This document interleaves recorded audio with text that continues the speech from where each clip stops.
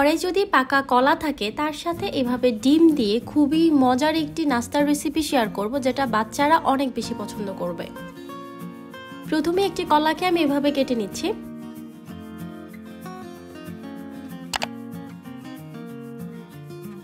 এরপর একটি মিক্সিং বলে নিয়ে নিলাম। এখন আমি এতে 2টা ডিম দিয়ে দিচ্ছি। কাঁটা চামচ দিয়ে ডিমটাকে খুব ভালো করে ফেটিয়ে নিব। এরপর কলাটাকে ডিমের সাথে এইভাবে ভালো করে একটু চটকে নিব। খুবই স্বাস্থ্যকর এই মজার নাস্তাটা কিন্তু ছোট বড় সবাই অনেক পছন্দ করবে।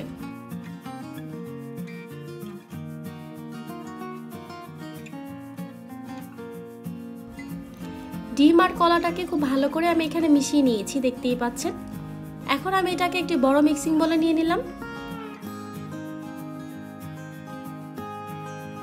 এরপর এখানে আমি প্রায় 2 টেবিল চামচের মতো চিনি দিয়ে দিলাম। চিনির পরিমাণটা অবশ্যই আপনাদের স্বাদ অনুযায়ী কম বেশি করে দিতে পারেন, কোনো সমস্যা নেই। চিনিটা দেওয়ার পরে এখানে আমি আবারও সবকিছুকে মিশিয়ে নিচ্ছি। এরপর একটি চালনি নিয়ে এখানে 1/4 কাপ দিয়ে দিলাম ময়দা, 1/2 চা চামচের মতো বেকিং পাউডার দিয়ে দিলাম। ময়দা আর বেকিং পাউডারটাকে এইভাবে চেলে নিচ্ছি।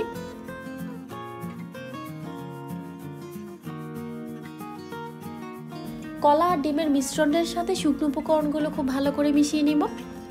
অনেক সময় ঘরে পাকা কলা থাকে, কিন্তু এটা দিয়ে কি করা যায় তা কিন্তু মাথায় আসে না।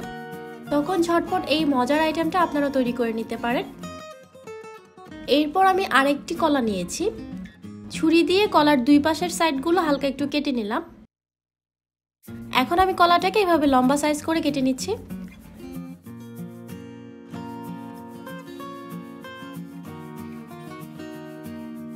এরপর আমি একটি এখানে ননস্টিকের ফ্রাই প্যানকে খুব ভালো করে বাটার ব্রাশ করে নিচ্ছি।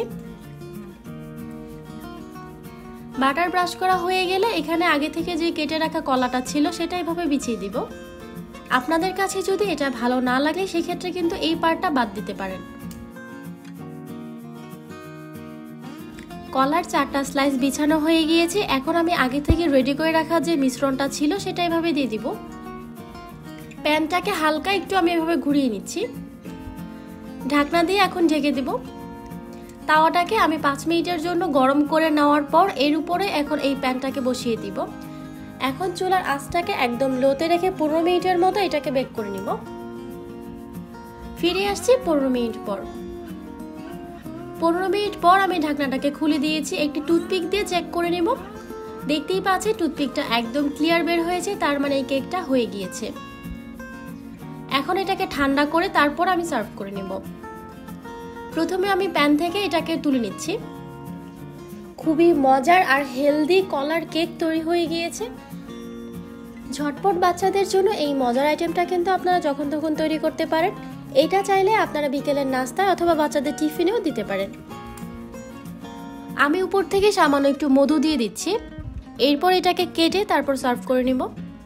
কলার খুবই মজার এই প্যানকেকটা আপনাদের কাছে কেমন লেগেছে কমেন্ট করে অবশ্যই জানাবেন। আজ এ পর্যন্তই। সবাই অনেক বেশি ভালো থাকবেন। আল্লাহ হাফেজ।